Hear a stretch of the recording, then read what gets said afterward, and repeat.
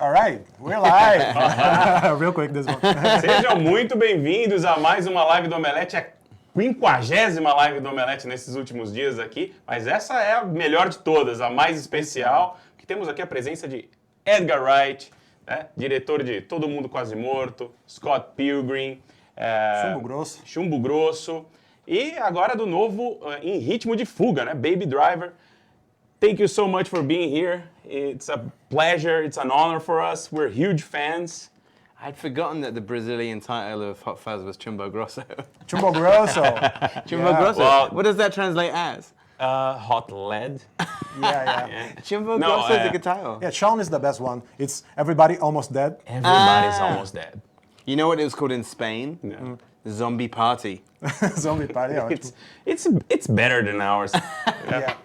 Well, I'm glad the Baby Driver sounds really good. Yeah, it's in the rhythm of the escape or something like that. Yeah. Yeah, I haven't learned that one. I should learn the Brazilian title properly before I start doing press tomorrow. Okay. This is my first time in Brazil. Well, welcome. Thank you. Thanks You're for having traveling the world with this movie, right? Yeah, it's been crazy. I've still got like 5 countries to go after this as well, which is insane. But it's been great. It's kind of tiring and grueling, but it's been really fun. And you know, it's been great going around the world with the cast. So it's fantastic, yeah. And it opened really great in States, right? In the States. Yeah. Is that something that you expect? What's that? Is that something that you expected? I mean, one never knows. I mean, like even the day before it opened, I had no idea how it was going to do, but I was kind of getting anxious about it because I thought it was getting really good reviews. Like the reviews were great, and I'm really proud of the movie, and there's great people in it. And I thought, oh man, if this tanks in the States, I know what I'll do. so I was so pleased how it's done so far. You know, in like the US and UK and Australia, and you know, and it's opening lots of other places like this week and next week. So it's amazing. You know, I couldn't be happier. You know, it's my biggest kind of sort of film yet. So. And why did you decide to do like a car movie with speed and car chases and because your films, I believe as a fan, there's a certain trend, there's a certain thing that you would expect, you know, geek stuff or like friends having beers and a supernatural element somewhere. And this is I believe it's the first time that it's like a plain action film. So it's a little different. Well, funny enough, it was something that I always wanted to do. The idea itself goes back further than like Spaced and Shaun of the Dead. Like I've had the idea of this film for such a long time. So it's always something I wanted to do. And I think, you know, to be honest, I always wanted to keep doing stuff that sort of people won't exactly expect. So, you know, if this is a surprise to some people, then I think that's good, you know. Because I think with The World's End, I think we probably took Beers with Friends as far as it could possibly go. I'm not sure I can do another Beers film after The World's End. I think that was it. And speaking of World's End, we have the trilogy, Cornetto trilogy. Yeah, which we have is the name. Is not the name. Yeah, of course. If you don't know, movies are known as the Cornetto trilogy, and we have the Cornettos here. We have Cornettos. Olha que beleza. Se você não sabe, tem mine. I'm gonna do it. Os filmes do Edgar Wright, os Shaun of the Dead, Hot Fuzz e World's End, tem alguém comendo corneto, por isso que eles são chamados de trilogia do corneto. E resolvemos aqui comer um corneto, por que não, com Edgar Wright. Falando nisso, a gente tá com a enquete aí, né? Vamos colocar a enquete aí, ó. Qual o seu filme preferido do Edgar Wright? A gente colocou a enquete, por favor, votem aí com as hashtags. A enquete aí, ó. Para votar, vote aí no YouTube, no Facebook e no Twitter. Dá para você votar com a hashtag Omelete Live. E aí diga aí qual é a sua opção. Se você gosta mais do Hot Fuzz, se você gosta do Shaun of the Dead, do World's End ou do Scott Pilgrim. A gente não botou Baby Driver ainda porque o filme não estreou no Brasil. These are melting, so we gotta go fast. This is the first time that we have ice cream live here at Omelete. So thank you. Cheers. Cheers. Cheers. Cheers. Do you believe when people say that every movie director should do a Western and a car chase movie? There are some kind of movies that everybody, when they do cinema, they have to make. Well, I have actually made a Western. my first movie, 9 years before Shaun of the Dead, was called A Fistful of Fingers, and it was very silly. I made it when I was 20 years old. And it's funny, on this press tour, I had been saying that Baby Driver was my first film set in the United States. And then somebody pointed out, they said, wasn't Fistful of Fingers set in the United States? I said, oh yes, it was, you're right. I mean, it wasn't shot in the United States, it was shot in my sort of, my hometown. But, so I have done a Western. It's not a very good one, but I have done a Western. We have some questions from the fans here, and let's start with the first one is from Eric Vieira.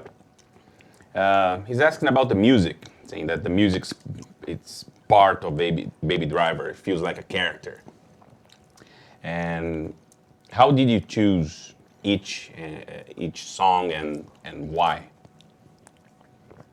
I'd like to get some credit for how sort of meticulously I'm demolishing this ice cream as we do the interview. It's getting smaller and smaller. It's true. It's very tiny. Yeah. It used to be way bigger, Cornetto, here in Brazil. Yeah. So the question was, how did I pick the music? Yeah. Yeah.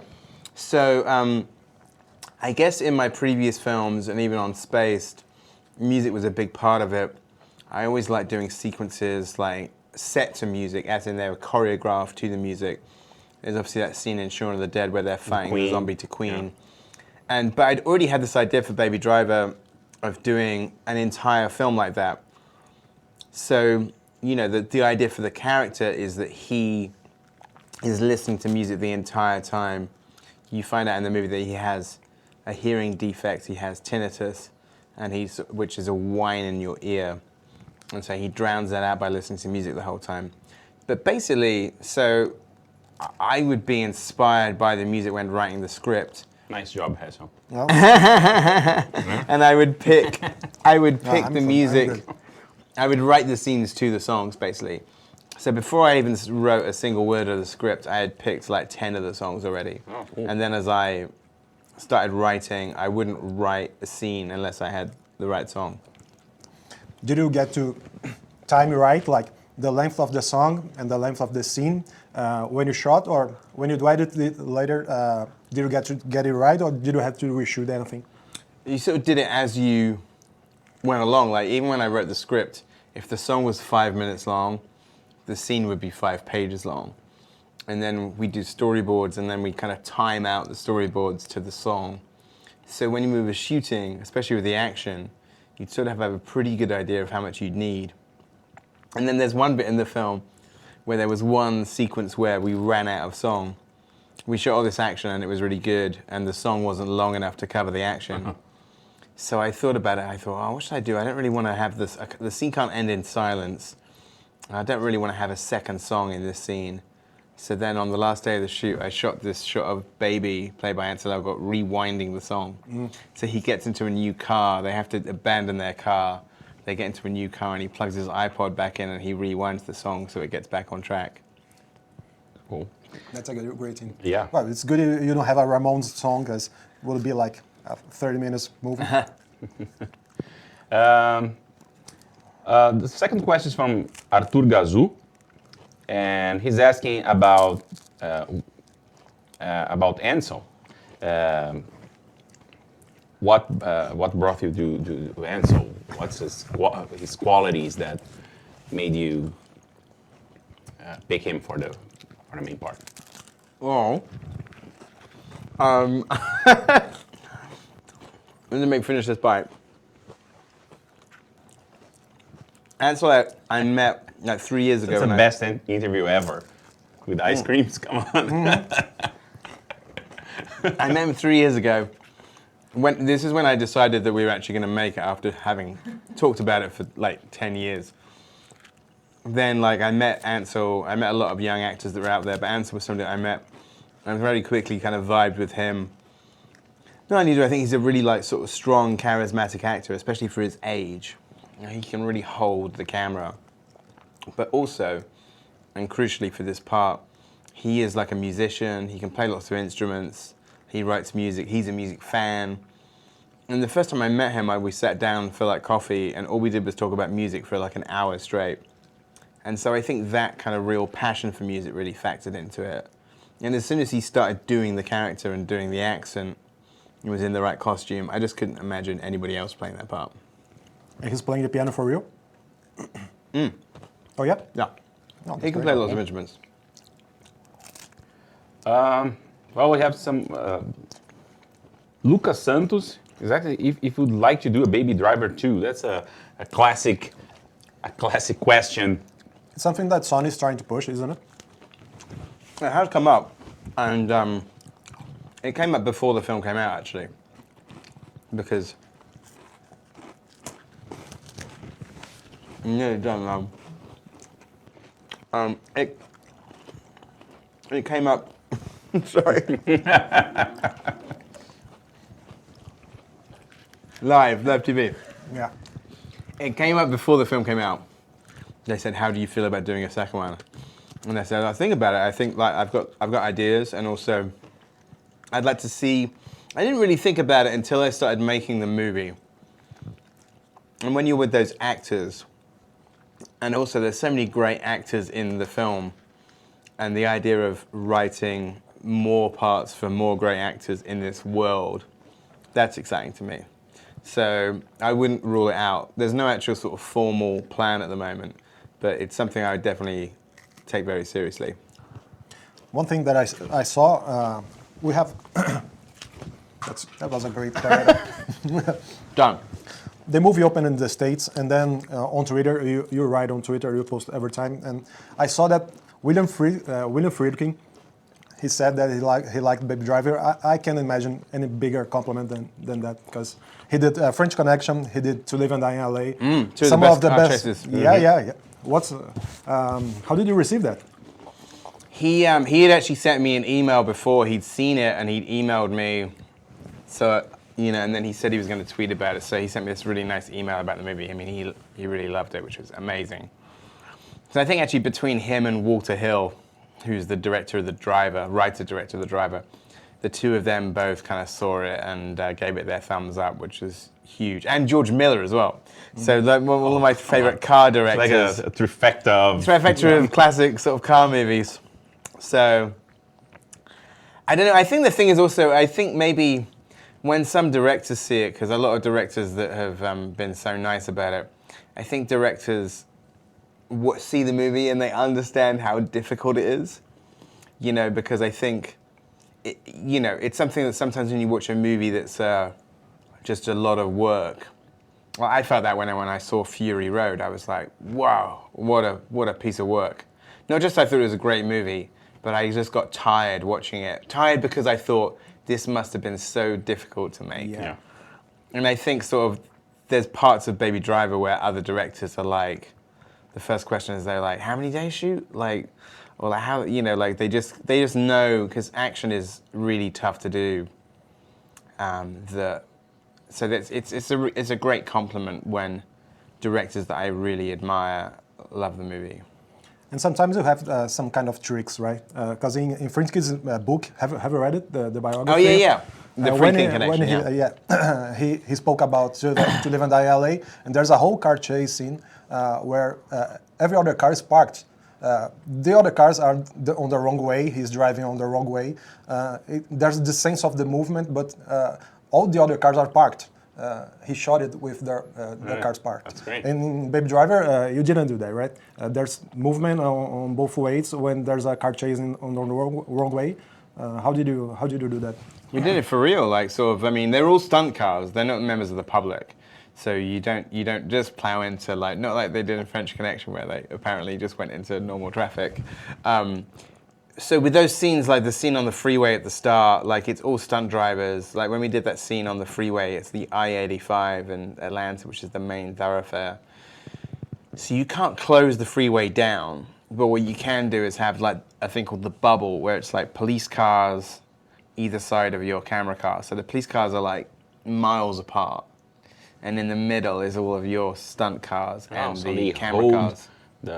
They just slow it down. They slow it down. They put a leader wave out of police cars, and then they just slow down the back half, and then you come on the ramp. I mean, it's crazy amount of organization. You can only imagine. That must be really nerve-wracking, you know, because you have to Get it right. get it right. Otherwise, you're like screwing the whole city. No, I mean, it's funny. There's we did it on a Sunday. Sorry, I just knocked my mic. We did it on a Sunday, and even so, it was like Sunday 6 a.m. to 2 p.m.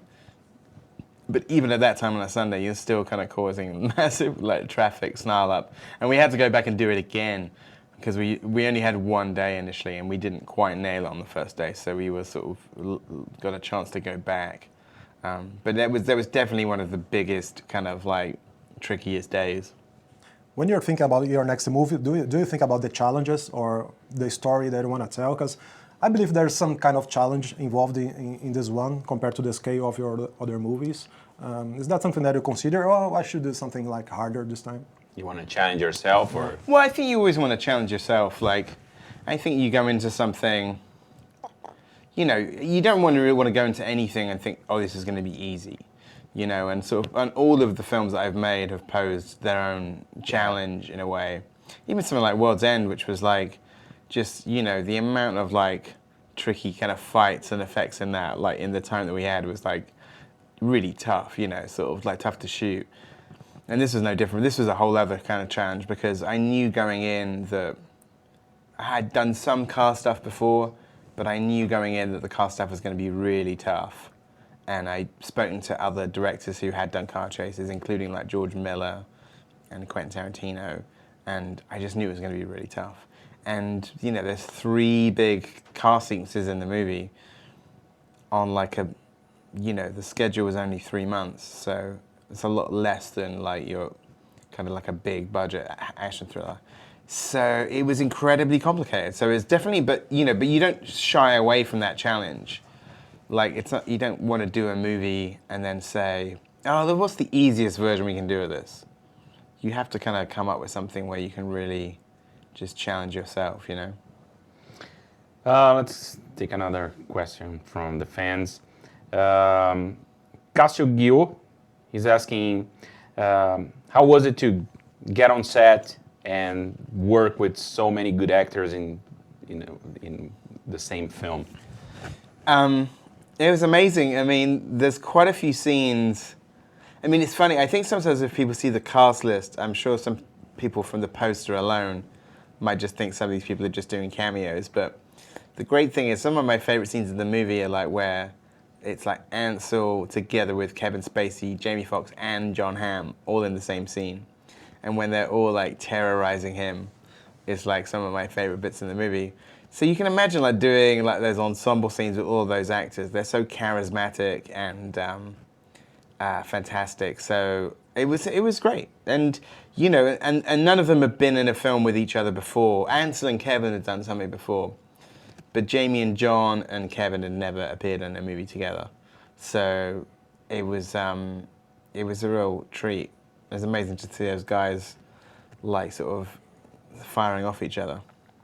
And what I like about the movie, the car chase scenes are great, but I like the small bits, the small relationships, and there's this scene with the laundry machine room, with the matching clothes. Yeah, that's awesome. great. That's great, and it's not just let's do some kind of a musical kind of thing with augmented reality, like La La Land or something like that. Let's do just something that's kind of small. You can see that it's a musical, but it's not a musical. How do you set that difference? Let's do a full musical. Let's do something that's in the middle. I think with those scenes, I mean, usually it's like those scenes where it starts to become a little bit more fantastical is when like baby's in a happier place.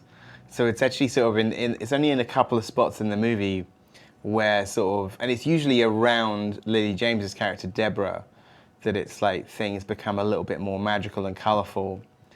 And it's sort of an expression of how he feels like in the scene. So that's kind of the idea with that. And you know, like the date scene they have, dinner date scene, the laundromat scene, some of the scenes in the diner, they sort of got color and sort of pop to them and stuff. And then he kind of gets dragged back into the sort of grayer world of the criminal, you know? Mm-hmm. Cool. Lucas, we were just talking about the praise that you had from other movie makers or the directors. And Lucas Lemos is asking if you have who's your biggest inspiration in terms of directing? Oh, I mean, I mean, so many people growing up, like, so, I mean, obviously, I'd say when I was younger, like, sort of the first people that I was really aware of were probably like Spielberg and Lucas. But then later, you know, kind of as a sort of like starting to kind of get into film and stuff, like Alfred Hitchcock and Sergio Leone, and then later like people like John Landis and John Carpenter, I was a big fan of, and then later again like Sam Raimi and the Coen brothers, and then later again like Quentin Tarantino, and so there's lots of people over the years that have inspired me, and I'm always like looking to older films for inspiration as well. And not just the filmmakers, the movies that you like to watch. Do your taste of movies change over the years? What kind of movies do you like to watch today? Well, I try and watch a bit of everything. I try and keep up with like new movies, but I try and watch as many old movies that I haven't seen. I'm always like watching sort of older films classics that I want to see. And I think as you get older, your tastes change as well. Or there's things that you just understand better. Like I think a lot of Westerns you appreciate as an adult more than you do as a kid. Like Hawks or something? Yeah, well, I was just kind of watching the Anthony Mann films recently, like The Naked Spur. I'd never really seen enough of those. But I think even like John Ford films, I think sort of like, they mean much more to me at my age now than they did to me when I was 12, you know. We had Comic-Con, of course, this last few days, and a lot of praise for George Romero, which I think it's obligatory, especially in a panel like from Walking Dead and something like that. And you worked with George Romero, is that right? Well, yeah, I did a cameo in his film Land of the Dead. Me and Simon Pegg did cameos as zombies in that. I wrote a whole thing the other day, like a sort of my own sort of remembrance of George, because I didn't really want to write a tweet about it. I thought like 140 characters wasn't enough to express how I felt about him and his passing. And so you can, if you look on my website, edgarwrighthere.com, you can read a full sort of essay about him, or just, you know, about my meeting with him. I mean, basically, my career would not be the same without him, because like if there was no George Romero, there's no Shaun of the Dead, and so then I don't know what kind of career I'd have at all. Like, and also crucially, when that film was released in the States, George gave us like a quote for the movie, and so his approval of the movie was like so major for us, and it was extremely kind of him to do that. He didn't have to, but he watched the movie, he was very enthusiastic about it, and on the American poster, like his quote is the only quote. It sort of says like an absolute blast, George Romero, and that's the only quote on the poster. Then after that, like he asked us to do cameos in Land of the Dead, and that's the first time we met him, was on the Land of the Dead set. So I remember it very fondly, and we had made this badge. Everybody that gave us quotes for the movie, we made like the Sean badge, but with their name on it. So it said Forey Electric, like sales manager George. So he had a badge. And then when we went to meet him in Toronto, when he was shooting Land of the Dead, he was wearing that badge. So it was kind of crazy that every day on the set he was wearing his Shaun of the Dead badge. That's awesome. Which is crazy. But he was a very sweet guy, very smart, very laid back, and very, very funny. And if you look at my article, actually, I published an excerpt of the last email he sent to me, because it was quite extraordinary and very funny. So it's very sad, and like sort of, the only thing that I can say really is that the only positive thing to take away from it all is what an amazing legacy that he leaves.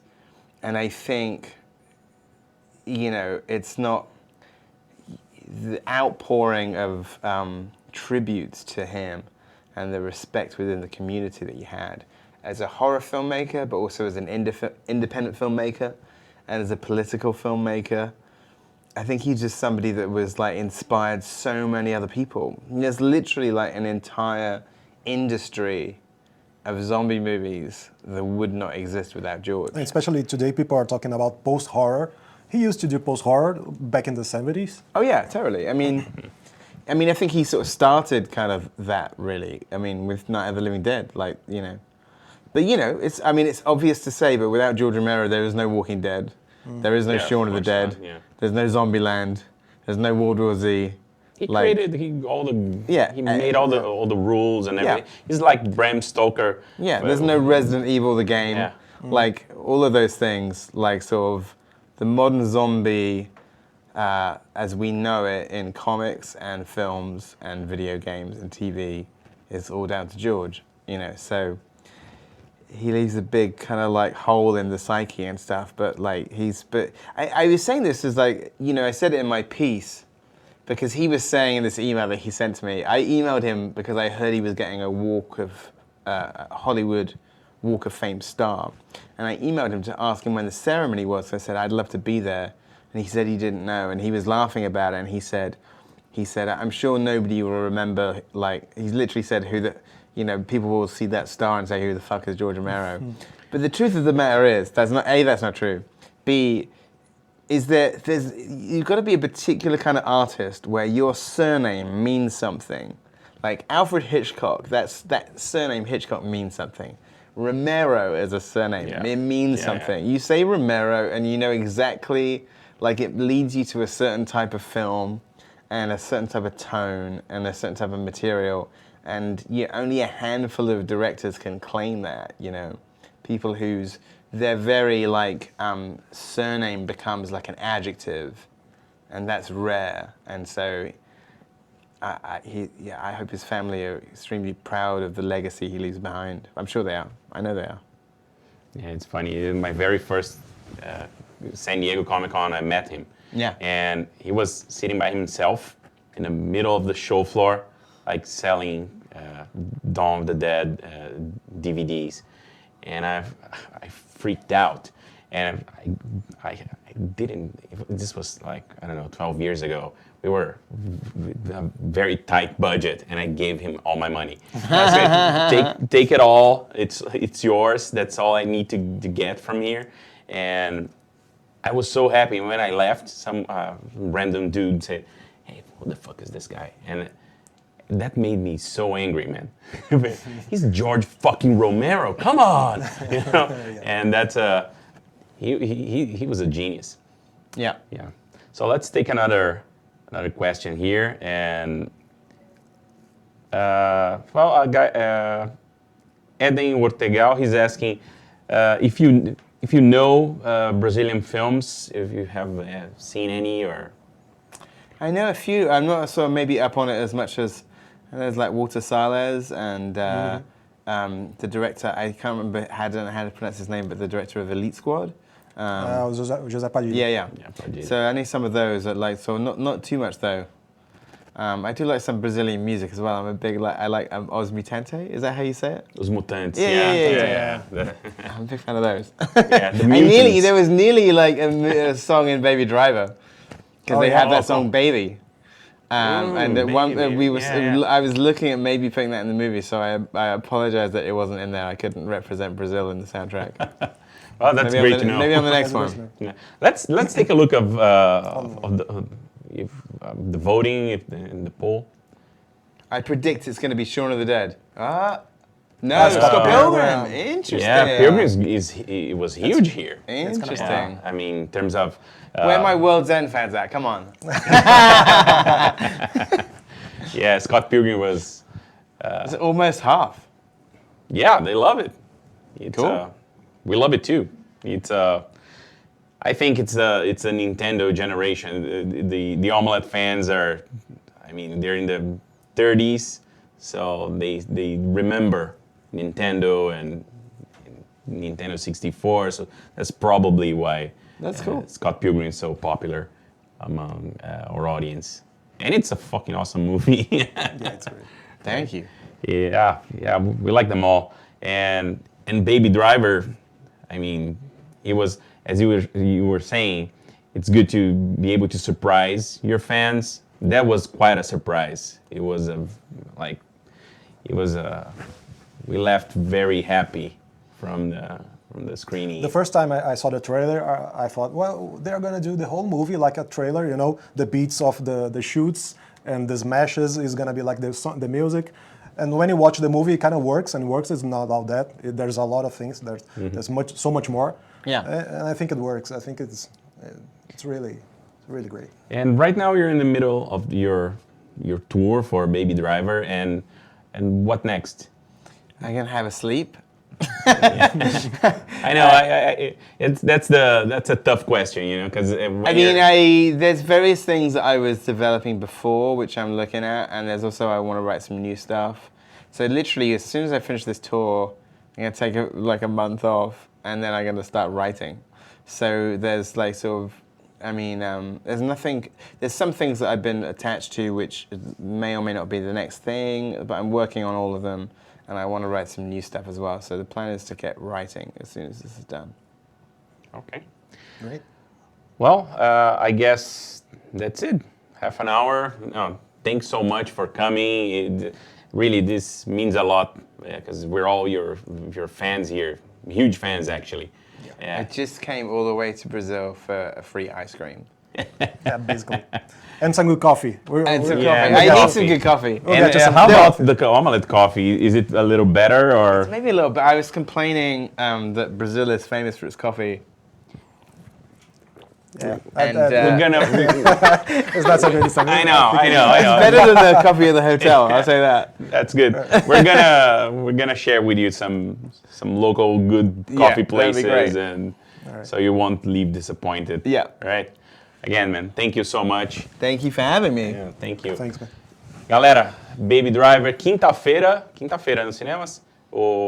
Em Ritmo de Fuga, quinta-feira nos cinemas. Não deixe de assistir, de conferir o novo filme do Edgar Wright. Obrigado a todos, valeu. Valeu. Obrigado.